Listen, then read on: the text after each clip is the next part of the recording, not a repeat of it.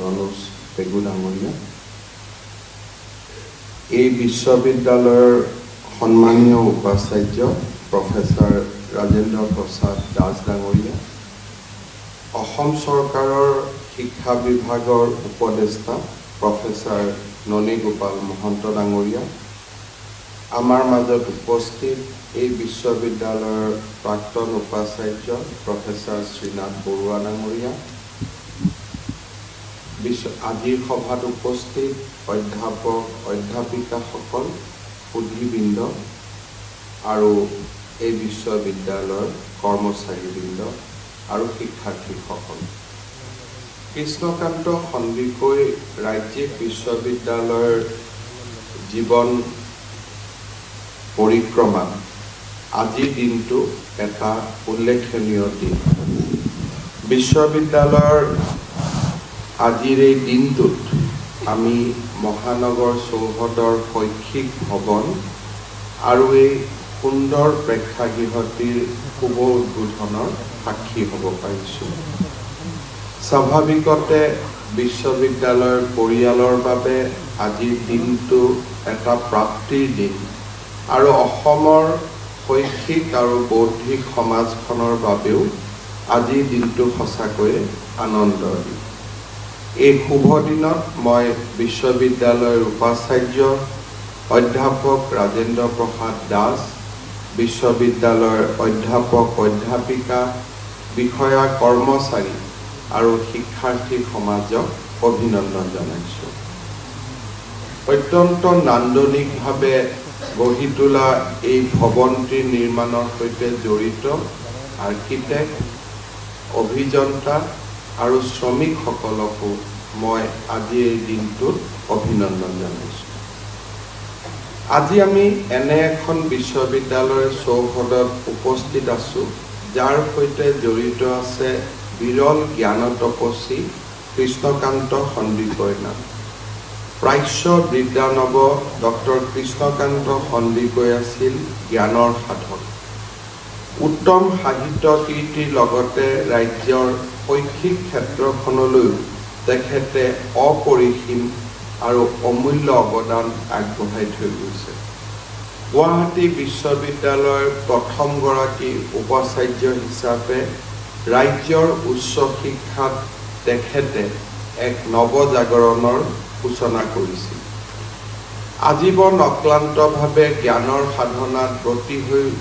ৰোৱা এইগৰাকী মহান শিক্ষাবিদ পণ্ডিতৰ প্ৰতিও মই আজিৰ শুভ দিনটোত কৃতজ্ঞ অসমবাসী ৰাইজৰ হৈ শ্ৰদ্ধা নিবেদন কৰিছোঁ। পণ্ডিত কৃষ্ণকান্ত সন্দিকৈয়ে কৈছিল, শিক্ষা আৰু জ্ঞানৰ মাজত এটা পাৰ্থক্য আছে। বিদ্যালয় আৰু মহাবিদ্যালয়ৰ শিক্ষাৰ উদ্দেশ্য হৈছে ইয়াৰ ছাত্ৰ জীৱনক উপযুক্ত ৰূপে গঢ়ি তোলা। জ্ঞানৰ সন্ধান হৈছে পবিত্ৰ ব্ৰত, যি জীৱনৰে এটা বিশেষ ৰূপ। আৱহমান কালৰ পৰা আমাৰ শিক্ষা ব্যৱস্থাক জ্ঞান আহৰণক প্ৰধান লক্ষ্য হিচাপে লোৱা হৈছে। সমগ্ৰ বিশ্বই ভাৰতবৰ্ষক অতীজৰে পৰা জ্ঞান আৰু প্ৰজ্ঞা সাধনাৰ বাবে শ্ৰদ্ধা আৰু সমীহ কৰিছিল। বেদৰ সৃষ্টিৰ আৰম্ভণিৰ পৰা প্ৰজ্ঞানং ব্ৰহ্ম এই ধৰণৰ মহাকাব্যৰে ভাৰত সভ্যতা আৰু সংস্কৃতিৰ পীঠভূমিৰূপে গঢ় লৈ উঠিছিল। ইয়াৰ মূলতে আছিল জ্ঞানৰ অন্বেষণ আৰু প্ৰজ্ঞাৰ সাধনাৰ মহান যাত্ৰা। ভাৰতীয় সমাজ যোৱা ৫,০০০ বছৰ ধৰি সভ্য আৰু সংস্কৃতিবান সমাজ ৰূপে খ্যাত। ইয়াৰ মূল কাৰণ হৈছে আমাৰ সমাজখন গঢ়ি উঠাৰ প্ৰাৰম্ভণিতে আৰম্ভ হৈছিল জ্ঞান আৰু প্ৰজ্ঞাৰ সাধনা। অতীজতে বিভিন্ন সভ্যতাৰ সৃষ্টি হৈছিল। ৰোমান সভ্যতাৰ সৃষ্টি হৈছিল, গ্ৰীক সভ্যতাৰ সৃষ্টি হৈছিল, কিন্তু কালক্ৰমত কালৰ সোঁতত সেই সভ্যতাসমূহ হেৰাই গৈছিল। কিন্তু ভাৰতৰ সনাতন সভ্যতা আৰু সংস্কৃতি আজিও নিৰবিচ্ছিন্নভাৱে প্ৰবাহমান হৈ আছে। কাৰণ আমাৰ সভ্যতাৰ পীঠভূমি আছিল জ্ঞান আৰু প্ৰজ্ঞা আমাৰ যাত্ৰা আছিল জ্ঞান আৰু প্ৰজ্ঞাৰ অন্বেষণ যি জাতিৰ সমস্ত চালিকা শক্তি জ্ঞান আৰু প্ৰজ্ঞা হয় সেই জাতি অনন্তকাললৈ গৌৰৱেৰে সৈতে জীয়াই থাকে প্ৰাচীন ভাৰতত বিশ্বমানৰ 6খনকৈ বিশ্ববিদ্যালয়ে জ্ঞান আৰু প্ৰজ্ঞাৰ পোহৰ বিলোৱাত অৰিহণা যোগাইছিল তক্ষশিলা শ্ৰীধন্য কটক নালন্দা উদান্তপুৰী দেৱবিহাৰ বিক্ৰমশিলা আৰু উজ্জয়িনীৰ দৰে বিশ্ববিদ্যালয়সমূহে কেইবা শতিকা জুৰি সমগ্ৰ বিশ্বত জ্ঞানৰ পোহৰ বিলাইছিল উচ্চ শিক্ষাৰ এই প্ৰতিষ্ঠানসমূহত অধ্যয়নৰ বাবে বিশ্বৰ বিভিন্ন স্থানৰ পৰা শিক্ষাৰ্থীৰ আগমন ঘটিছিল প্ৰাচীন ভাৰতত 64টি কলা বিকশিত হৈছিল জ্যোতিৰ্বিজ্ঞান গণিত যোগ পদাৰ্থ বিজ্ঞান ৰসায়ন বিজ্ঞান আয়ুৰ্বেদ জ্যোতিষশাস্ত্ৰ ভেষজ বিদ্যা শৈল চিকিৎসা আদিকে ধৰি বিভিন্ন ক্ষেত্ৰত প্ৰাচীন ভাৰতীয় বিজ্ঞানীসকলে অসাধাৰণ অৰিহণা যোগাইছিল সাম্প্ৰতিক সময়ৰ বিজ্ঞান সম্পৰ্কীয় বিভিন্ন জ্ঞান প্ৰকৃতাৰ্থত প্ৰাচীন ভাৰতত উদ্ভাৱিত হৈছিল ব্ৰহ্মগুপ্ত মহৰ্ষি কণাদ বৰামিহিৰ ভাস্কৰাচাৰ্য নাগাৰ্জুন পতঞ্জলি সুশ্ৰুত চৰক আৰ্যভট্টকে ধৰি প্ৰাচীন কালত বহু ভাৰতীয়ই জ্ঞান আৰু প্ৰজ্ঞাৰ দিশত অসামান্য অৱদান যোগাই গৈছিল জ্ঞান আৰু প্ৰজ্ঞাৰ জৰিয়তে বিশ্বক পোহৰ বিলোৱা ভাৰতীয় পৰম্পৰা সাম্প্ৰতিক কালতো অব্যাহত আছে জ্ঞান আৰু প্ৰজ্ঞাৰ বিষয়ে আজিৰ উদ্বোধনী অনুষ্ঠানত উল্লেখ কৰাৰ মূল কাৰণটোৱে হৈছে যে বহু সময়ত মুক্ত বিশ্ববিদ্যালয়সমূহক বহুত শিক্ষাৰ্থীয়ে ডিগ্ৰী আহৰণ কৰাৰ এখন মঞ্চৰূপে ব্যৱহাৰ কৰে আমি বুজি পোৱা উচিত যে ডিগ্ৰী আহৰণে আমাক শিক্ষিত কৰিব কিন্তু আমাক জ্ঞান আৰু প্ৰজ্ঞাৰ পূজাৰী কৰি গঢ়ি তুলিব বিশ্ববিদ্যালয়খনৰ উপাচাৰ্য অধ্যাপক অধ্যাপিকাৰ দৃষ্টিভংগী আৰু লক্ষ্য শিক্ষাৰ পৰিৱৰ্তে জ্ঞান আৰু সাধনাত ব্ৰতী এছাম বিদ্যাৰ্থী এছাম তপস্বী আমি কি ধৰণে নিৰ্মাণ কৰিব পাৰোঁ বহু সময়ত আমি দেখা পাওঁ যে মুক্ত বিশ্ববিদ্যালয়সমূহত ডিগ্ৰী ল'বৰ কাৰণে বহুত ডাঙৰ এটা ভিৰ লাগে হাজাৰ হাজাৰ যুৱক যুৱতীয়ে ডিগ্ৰী লাভ কৰে কিন্তু ব্যৱহাৰিক সমাজখনত যেতিয়া তেওঁলোক আহে সমাজখনলৈ তেওঁলোকে আগবঢ়োৱা অৱদান আন বিশ্ববিদ্যালয়সমূহৰ শিক্ষাৰ্থীৰ তুলনাত যথেষ্ট কম দেখা পোৱা যায় তাৰ মূল কাৰণ মুক্ত বিশ্ববিদ্যালয়সমূহক সমৰ্থন কৰিবলৈ গঢ়ি তোলা কেম্পাছসমূহত আমি কি ধৰণে শিক্ষা বা জ্ঞান আমি আগবঢ়াম কেৰিকুলাম আৰু কেৰিকুলামক প্ৰয়োগ কৰিব পৰাকৈ সুন্দৰ পাঠ্যপুথিৰ নিৰ্মাণ যদি আমাৰ টেক্সটবুক আৰু পাঠ্যপুথি নিৰ্মাণত আমি যথেষ্ট সময় খৰচ কৰোঁ আৰু পাঠ্যপুথিসমূহ যদি এটা বিশেষ মানদণ্ডৰ হয় তেতিয়া মুক্ত বিশ্ববিদ্যালয়ৰ পৰা পাছ কৰা শিক্ষাৰ্থীসকলেও আন বিশ্ববিদ্যালয়ৰ দৰেই তেওঁলোকেও সমাজলৈ গৌৰৱপূৰ্ণ বৰঙণি আগবঢ়াব পাৰিব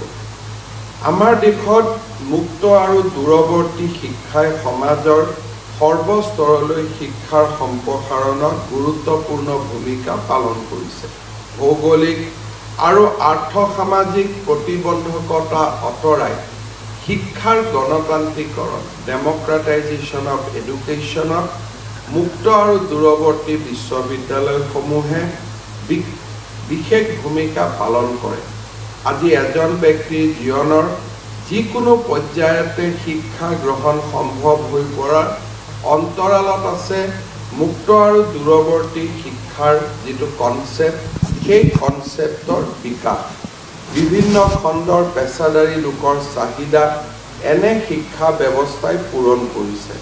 উদ্যোগ খণ্ডৰ প্ৰয়োজনীয়তাৰ সৈতে সংগতি ৰাখি বিশেষ পাঠ্যক্ৰম আগবঢ়াই প্ৰত্যক্ষভাৱে দক্ষ কৰ্মশক্তিৰ বিকাশতো মুক্ত আৰু দূৰৱৰ্তী শিক্ষাই অৰিহণা যোগাইছে। অনলাইন প্লেটফৰ্ম, ভাৰ্চুৱেল শ্ৰেণীকোঠা আৰু মাল্টিমিডিয়াৰ দৰে আধুনিক প্ৰযুক্তিয়ে মুক্ত আৰু দূৰৱৰ্তী শিক্ষা ব্যৱস্থা অধিক ফলপ্ৰসূ কৰি তুলিছে। প্ৰযুক্তিৰ প্ৰয়োগৰ ফলত ছাত্ৰ ছাত্ৰীসকলে নিজৰ সুবিধাজনক স্থানতে থাকি দূৰৱৰ্তী অধ্যয়ন, বক্তৃতা আৰু আলোচনা চক্ৰত অংশগ্ৰহণ কৰিব পৰাটো আজি সহজসাধ্য হৈ পৰিছে। বিশ্ববিদ্যালয়খনৰ সফলতা আমি কিমান টেকনলজিৰ ওপৰত নিৰ্ভৰ কৰিছোঁ তাৰো ওপৰতেই ডিপেণ্ড কৰে। আমাৰ এটা সুস্থ পাঠ্যক্ৰমৰ লগতে এই বিশ্ববিদ্যালয়ত যদি টেকনলজি আমি সুন্দৰ কৰি ব্যৱহাৰ কৰিব পাৰোঁ তেতিয়াহ'লে আমি আমাৰ শিক্ষাৰ্থীসকলৰ মাজত সুন্দৰভাৱে সোমাই যাব পাৰোঁ। মই মোৰ ব্যক্তিগত জীৱনৰ এটা উদাহৰণ দিছোঁ। মই ভাৰতৰ বুৰঞ্জীৰ ছাত্ৰ নহয়, ৰাজনীতি বিজ্ঞান মই ছাত্ৰ আছিলোঁ আৰু ৰাজনীতি বিজ্ঞানতে মই স্নাতকোত্তৰ আৰু ডক্টৰেট ডিগ্ৰী লাভ কৰিছিলোঁ। কিন্তু প্ৰাচীন ভাৰতীয় বুৰঞ্জীৰ প্ৰতি মোৰ এক দুৰ্বলতা আছিল। কিতাপ পঢ়া, কাৰোবাৰ লগত অধ্যয়ন কৰাৰ ব্যস্ততা বা ব্যস্ত কৰ্মজীৱনে তাক সমৰ্থন নকৰে কাৰণে IAS একাডেমি আৰু বিভিন্ন IAS পৰীক্ষা, কম্পিটিটিভ পৰীক্ষাত অৱতীৰ্ণ হ'বলগীয়া ছাত্ৰ ছাত্ৰীসকলৰ বাবে প্ৰস্তুত কৰা পাঠ্যক্ৰম ভাৰ্চুৱেল মিডিয়াৰ জৰিয়তে বিভিন্ন ট'ৰত বা বিভিন্ন ভ্ৰমণত যাওঁতে পোৱা সময়খিনিত পঢ়াৰ মই সুযোগ গ্ৰহণ কৰিছিলোঁ আৰু ভাৰতৰ বুৰঞ্জীৰ আজি এগৰাকী মই ছাত্ৰ বুলি ক'বলৈ গৌৰৱ অনুভৱ কৰোঁ যে আৰু এই গোটেইটো টেকনলজিৰ কাৰণেই মই মোৰ জীৱনত সমাহিত কৰিব পাৰিছিলোঁ। কিন্তু যেতিয়া ক্লাছবিলাক ডাল হয়, যেতিয়া মই এটা এটাকৈ ছুইচ অভাৰ কৰোঁ, তেতিয়া বজাৰতো বহুত অনলাইন পাঠ্যক্ৰম পোৱা যায়, বহুত ভাল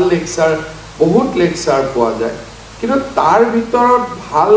লেকচাৰ কিন্তু এতিয়াও যথেষ্ট কম। পাঠ্যক্ৰমৰ ভিতৰত সোমাই যাব পৰা, যাক ইনস্পায়াৰ কৰে বাৰে বাৰে শুনিবৰ বাবে, এতিয়াও বহুত তাত এটা ডাঙৰ গেপ আছে। অসমীয়া ভাষাটো তাৰ এটা বহুত ডাঙৰ গেপ আছে। অসমৰ যদি ছাত্ৰ ছাত্ৰীসকলে নিজৰ কৰ্চটোক বাদ দি আন কিবা এটা পঢ়িব খোজে, ইংৰাজী আৰু হিন্দীত যিমানখিনি মেটেৰিয়েল ভাৰ্চুৱেল মিডিয়াত উপলব্ধ হৈ আছে তাৰ তুলনাত অসমৰ মেটেৰিয়েল একেবাৰে উপলব্ধ নাই বুলি ক'লেও বেছি কোৱা নহ'ব বুলি মই ভাবোঁ। এই বিশ্ববিদ্যালয়খনে আৰু এটা ডাঙৰ ভূমিকা গ্ৰহণ কৰিব পাৰে। অসমৰ বুৰঞ্জী আদিৰ বিষয়ে ভাৰতৰ বিশাল সভ্যতাক বা ভাৰতৰ আন দেশৰ লোক বা ভাৰতৰ আন ৰাজ্যৰ লোকসকলক জনাবৰ কাৰণে আমি অসমৰ বহুত থলুৱা কণ্টেণ্ট আমি লেকচাৰৰ জৰিয়তে, সুন্দৰ প্ৰডাকশ্যনৰ জৰিয়তে হিন্দী আৰু ইংৰাজী ভাষাত আমি ভাৰতৰ অন্যান্য ৰাজ্যসমূহক আমি জনাব পাৰোঁ। আজি যদি আমি বহু সময়ত অসমৰ বিভিন্ন বুৰঞ্জীৰ কথা ভাৰতৰ মানুহক জনাব খোজোঁ, আজিও তাৰ মেটেৰিয়েল আমাৰ ভাৰ্চুৱেল স্পেচত উপলব্ধ নাই। আজি কোনোবা এজন ছাত্ৰই যদি পৃথুৰ বিষয়ে জানিব খোজে, হিন্দী আৰু ইংৰাজীত তাৰ মেটেৰিয়েল উপলব্ধ নাই। মই ভাবোঁ এই মুক্ত বিশ্ববিদ্যালয়খনে বিদ্যাৰ্থী আৰু শিক্ষাৰ্থীসকলক জ্ঞান আৰু প্ৰজ্ঞাৰে আলোড়িত কৰাৰ সমান্তৰালভাৱে আমাৰ জাতীয় জীৱনৰ যি এক অভাৱ আছে ভাৰ্চুৱেল স্পেচত, তাক পূৰণ কৰাৰ বাবেও যথেষ্ট প্ৰেৰণামূলক দায়িত্ব গ্ৰহণ কৰিব পাৰে। মই আশা কৰোঁ এই বিষয়ে আমাৰ অধ্যাপক অধ্যাপিকাসকলে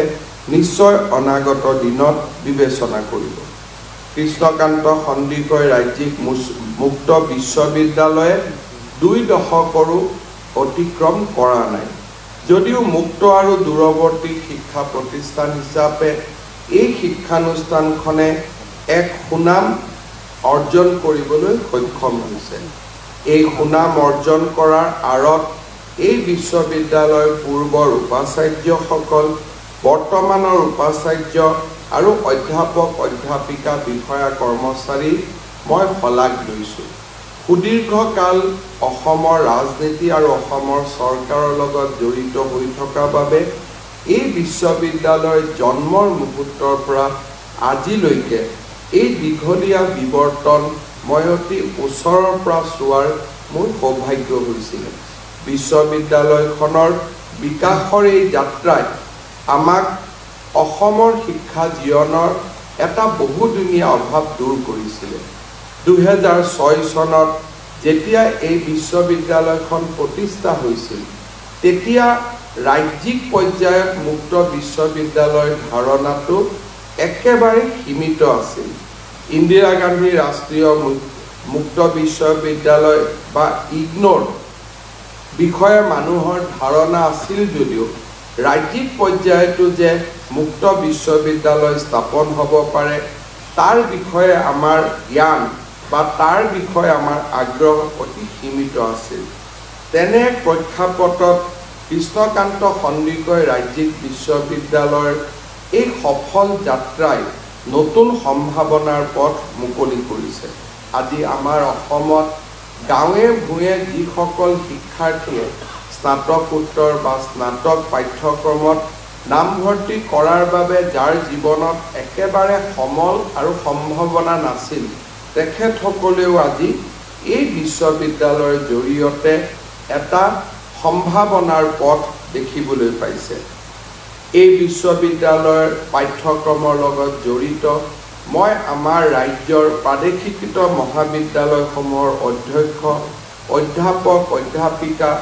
বহু ক্ষেত্ৰত জিলা কাৰাগাৰসমূহত থকা অধ্যয়ন কেন্দ্ৰৰ পৰিচালনাৰ সৈতে জড়িত আটাইকে মই আজি এই দিনটোত মই অভিনন্দন জনাইছোঁ। আমাৰ ৰাজ্য আৰু ৰাষ্ট্ৰৰ শিক্ষানীতি অনুসৰি 2035 চনৰ ভিতৰত আমি GER 50% উত্তীৰ্ণ বা আমি আগবাঢ়িব লাগে। যোৱা কেইদিনমান আগতে অসমৰ বিশ্ববিদ্যালয়ৰ উপাচাৰ্যসমূহৰ লগত গ্ৰছ এনৰোলমেণ্ট ৰেচিঅ' উচ্চ শিক্ষাত আমি কেনেকৈ বঢ়াব পাৰোঁ তাৰ বিষয়ে আমি আলোচনা কৰিছিলোঁ। আমাৰ ৰাজ্যত গ্ৰছ এনৰোলমেণ্ট ৰেচিঅ' এতিয়াও 17.6%। ভাৰতৰ বহু ৰাজ্যই ইতিমধ্যে 50% GER বা গ্ৰছ এনৰোলমেণ্ট ৰেচিঅ' চুব পাৰিছে।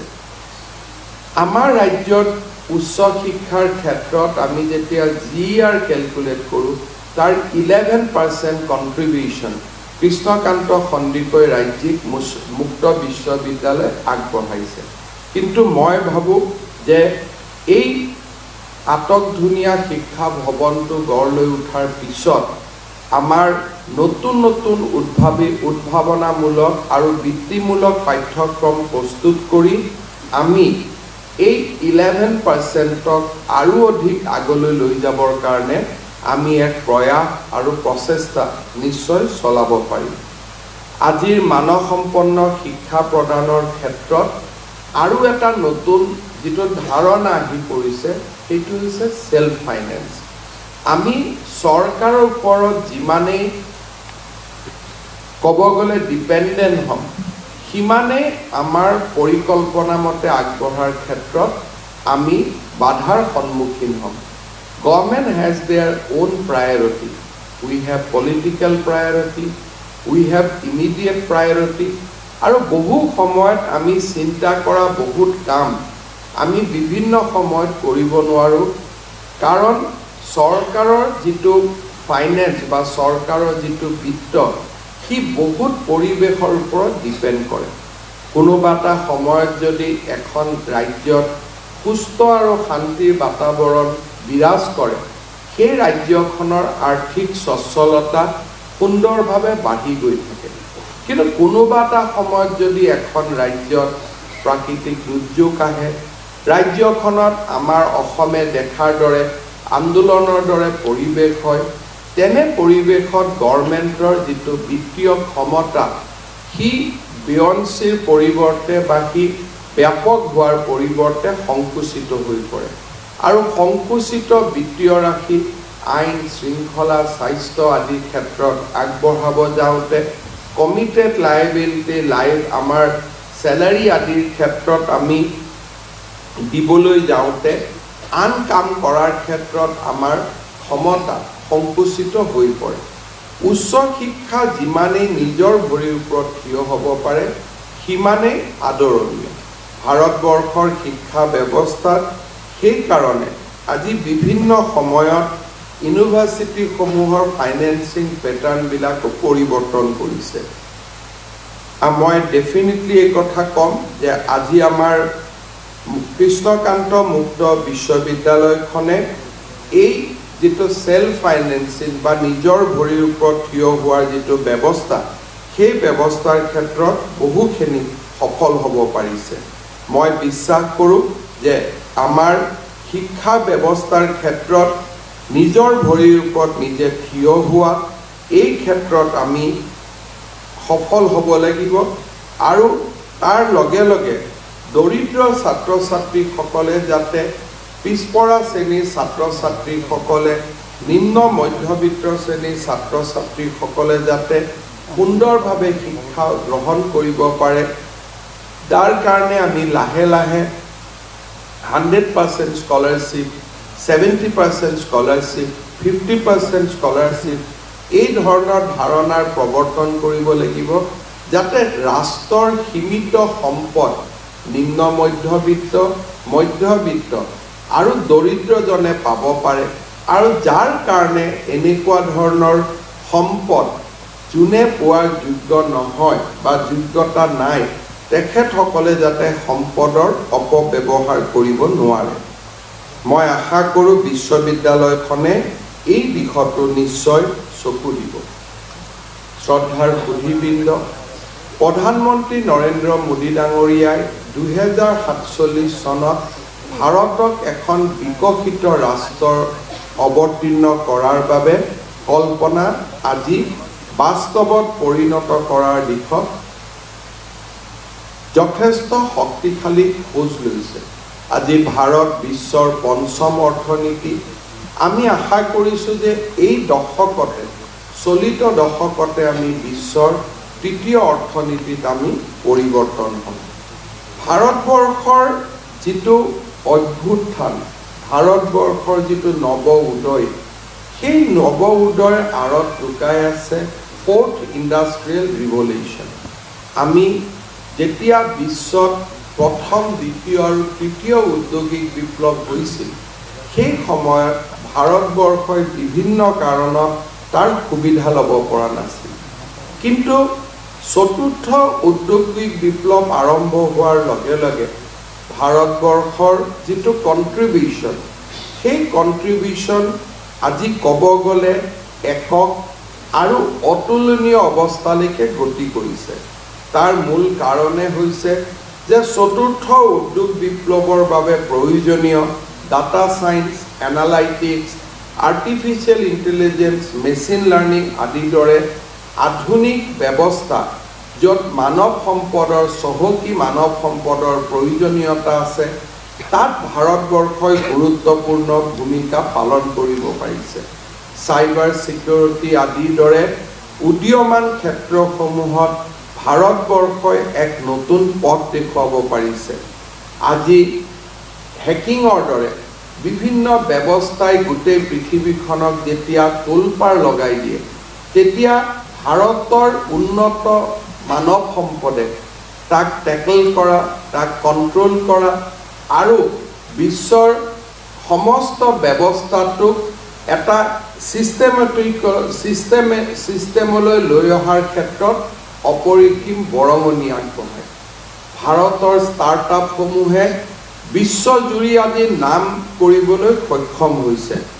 উদ্ভাৱনশীলতাত আজি ভাৰত পৃথিৱীৰ যিকোনো ৰাষ্ট্ৰৰ লগতে ফেৰ মাৰিব পৰা হৈছে আৰু এক প্ৰকাৰ ক'ব গ'লে সফট স্কিল আবেগিক বুদ্ধিমত্তা আদিৰ বিকাশৰ দিশতো আজি ভাৰতবৰ্ষ বহুদূৰ আগবাঢ়ি গৈছে কিন্তু আমি যেতিয়া আমাৰ ৰাজ্যখনলৈ লক্ষ্য কৰিম তেতিয়া আমি তাত দেখা পাওঁ যে আমাৰ ৰাজ্যখনে যি ধৰণে ভাৰতে ঔদ্যোগিক বিপ্লৱ প্ৰথম দ্বিতীয় আৰু তৃতীয়ৰ কাৰণে সাজু হ'ব পৰা নাছিল আৰু ভাৰতে সেই যিটো আমাৰ ডেফিচিয়েঞ্চি আছিল তাক ফ'ৰ্থ ইণ্ডাষ্ট্ৰিয়েল ৰিভলিউশ্যনলৈকে গৈ তাক মিট আপ কৰিব পাৰিলে আমি অসমে এতিয়াও সেই প্ৰত্যাহ্বান ল'ব পৰা নাই যদি আমি চতুৰ্থ ঔদ্যোগিক বিপ্লৱতো যদি আমি আমাৰ কণ্ট্ৰিবিউশ্যন আমি আগবঢ়াব নোৱাৰোঁ আমাৰ ৰাজ্যখন কেতিয়াও ভাৰতবৰ্ষৰ উন্নত আৰু সম্ভাৱনাপূৰ্ণ ৰাজ্যৰ ভিতৰত এখন হৈ নপৰিবগৈ আমাৰ ৰাজ্যখন ডিপেণ্ডেণ্ট ষ্টেট হৈ থাকিব এতিয়া অসমৰ সন্মুখত প্ৰশ্ন যে আমি এখন ডিপেণ্ডেণ্ট ষ্টেট হ'ম নে এখন আমি কণ্ট্ৰিবিউটৰী ষ্টেট হ'ম ভাৰতবৰ্ষই যেতিয়া 2047 চনত আকাশ চুবগৈ সেই সময়তো আমি এখন ডিপেণ্ডেণ্ট ষ্টেট হৈ থাকিম নে আমিও সেই আকাশ চোৱাৰ পৰিকল্পনাত সমভাগী হ'ম অমৃতকালৰ অসমীয়া সন্তানসকলে অমৃতকালৰ ভাৰতীয় সন্তানসকলৰ লগত একেখন শাৰীত বহিব নে আমি অমৃতকালৰ ভাৰতৰ সন্তানসকলতকৈ আমি পিছত থাকিম অসমত এটা সময়ত আমি অভিযোগ কৰিছিলোঁ যে আমাৰ তেল কয়লা এই সম্পদসমূহক লৈ আমি মনত ধাৰণাৰ সৃষ্টি হৈছিল যে আমাৰ সকলো আছে কিন্তু আমাক যেন কোনোবাই ন্যায় দিয়া নাই কিন্তু যেতিয়া এজন শিক্ষিত যুৱকে মাৰ্ঘেৰিটাৰ কয়লাৰ ডিপজিট আৰু উৰিষ্যাৰ মহানদীৰ কয়লা ডিপজিটক যেতিয়া কম্পেয়াৰ কৰিব তেতিয়া তেওঁ নিজে বুজি পাব যে আমি এখন কিমান দুখীয়া ৰাজ্য যেতিয়া মহানদীৰ কোল ডিপজিট যি ভাৰতবৰ্ষক 200 বছৰলৈকে খুৱাব পাৰে যাৰ প্ৰডাকশ্যন যি ধৰণৰ অপৰিসীম প্ৰডাকশ্যন তাৰ লগত অসমৰ মাৰ্ঘেৰিটা কোল ফিল্ডে ক'তো তুলনা কৰিব নোৱাৰে আজি যেতিয়া বিশ্বত অইল আৰু নেচাৰেল গেছৰ পৰিৱৰ্তে লাহে লাহে বিশ্ব সৌৰ শক্তি আৰু নন ফসিল ফুয়েল বেছ এটা ইক'চিষ্টেমত আমি সোমাই যাব ওলাইছোঁ সেই সময়ত অসমৰ কণ্ট্ৰিবিউশ্যন কি থাকিব আমি কোন পথেৰে আমি যামগৈ আজি যেতিয়া ভাৰতবৰ্ষৰ এণ্টায়াৰ ডেভেলপমেণ্টৰ আঁৰত আমাৰ উন্নত বৌদ্ধিক সমাজৰ বা আমাৰ বৌদ্ধিক সমাজৰ কণ্ট্ৰিবিউশ্যন থাকিব য'ত নেকি ইণ্ডাষ্ট্ৰিয়েল ফ'ৰ্থ ৰিভলিউশ্যনৰ লগত জড়িত ব্যৱস্থাসমূহত ভাৰতৰ আন ৰাজ্যৰ লোকসকলে কণ্ট্ৰিবিউশ্যন কৰিব সেই সময়ত আমি অসমখনক কোন পথলৈ লৈ যাম মই ভাবোঁ যে আমি অসম এখন ডিপেণ্ডেণ্ট ষ্টেট হৈ থাকিব নোৱাৰোঁ বন্ধ ধৰ্ণা পিকেটিঙৰ জৰিয়তে ৰাষ্ট্ৰক ব্লেকমেইল কৰাৰ যিটো আমাৰ প্ৰৱণতা সেই প্ৰৱণতাৰ পৰা আমি আঁতৰি আহিব লাগিব কাৰণ ডিপেণ্ডেণ্ট ষ্টেট এখনক কোনেও সন্মানৰ চকুৰে নাচায় যেতিয়া আপুনি আৰু মই ভাৰতৰ বৈভৱক যেতিয়া মই কণ্ট্ৰিবিউশ্যন কৰিম তেতিয়া মোৰ কথা ভাৰতে শুনিব যেতিয়া মই এখন ডিপেণ্ডেণ্ট ষ্টেট হৈ থাকিম তেতিয়া ভাৰতে মাত্ৰ সিদ্ধান্ত ল'ব যে এই ষ্টেটখনে যাতে মোক ব্লেকমেইল কৰিব নোৱাৰে গতিকে অলপ অলপ তেওঁলোকক সিঁচাই থকা ভাল তেওঁলোকক অলপ অলপ দি সন্তুষ্ট কৰি থকা ভাল উইল বি ডেট ষ্টেট আৰু তেনে এখন ষ্টেট তেনে এখন ৰাজ্য ক'তো কেতিয়াও আগবাঢ়ি যাব নোৱাৰে সেই ৰাজ্যৰ সন্তানসকলে সন্মানৰ অধিকাৰী হ'ব নোৱাৰে আৰু সেই ৰাজ্যত জন্ম হোৱা উন্নত মানৱ সম্পদসমূহে লাহে লাহে সেই ৰাজ্যখন আঁতৰি কৰ্ণাটক মহাৰাষ্ট্ৰ তামিলনাডুৰ দৰে ৰাজ্যত থাকিবলৈ আৰম্ভ কৰে আজি অসমৰ আটাইতকৈ উন্নত মানৱ সম্পদসমূহ আমাৰ ৰাজ্যৰ পৰা আঁতৰি গৈ ভাৰতৰ আন ৰাজ্যসমূহত বাস কৰিছে আৰু সেই ৰাজ্যৰ বিকাশত অৱদান আগবঢ়াইছে লাহে লাহে আমি দেখা পাইছোঁ যে আনকি অসমৰ খেলুৱৈসকলেও ভাৰতৰ আন ৰাজ্যক নিজৰ ষ্টেট হিচাপে এডপ্ট কৰিছে আৰু অসমৰ পৰা এটা মানৱ সম্পদসমূহ লাহে লাহে আঁতৰি গৈছে কাৰণ তেওঁলোকে বিচৰা অসমখন আমি দিব পৰা নাই তেওঁলোকে বিচৰা অসমখন আমাৰ আজিৰ অসমখন নহয় আমি বহুদূৰ আগুৱাই যাব লাগিব আমাৰ সন্মুখত প্ৰত্যাহ্বান আছে আৰু এই প্ৰত্যাহ্বানবিলাক গ্ৰহণ কৰিবৰ বাবে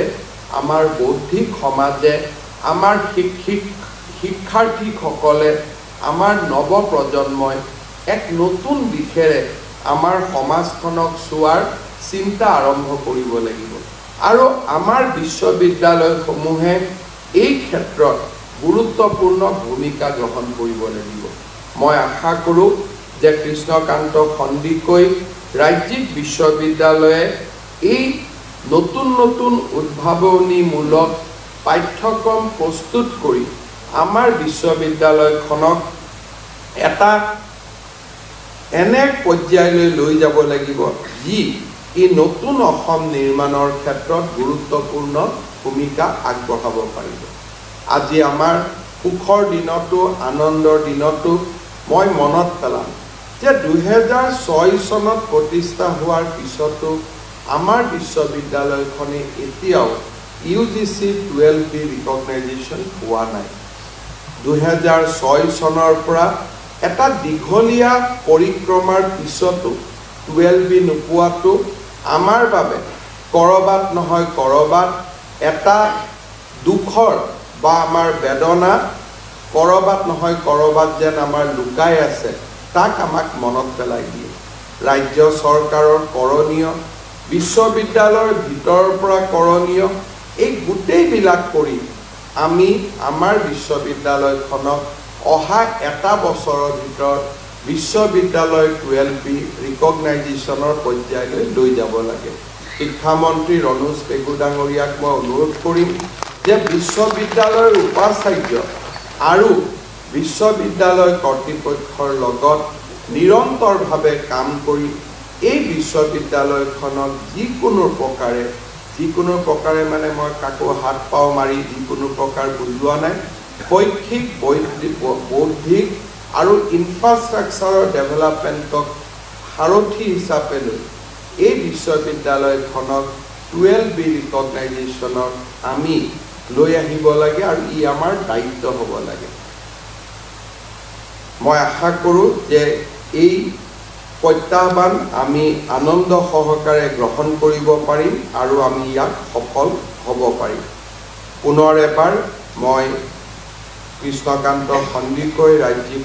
মুক্ত বিশ্ববিদ্যালয়ৰ কৰ্তৃপক্ষক ধন্যবাদ দিছোঁ DC साहब ने हमको बताया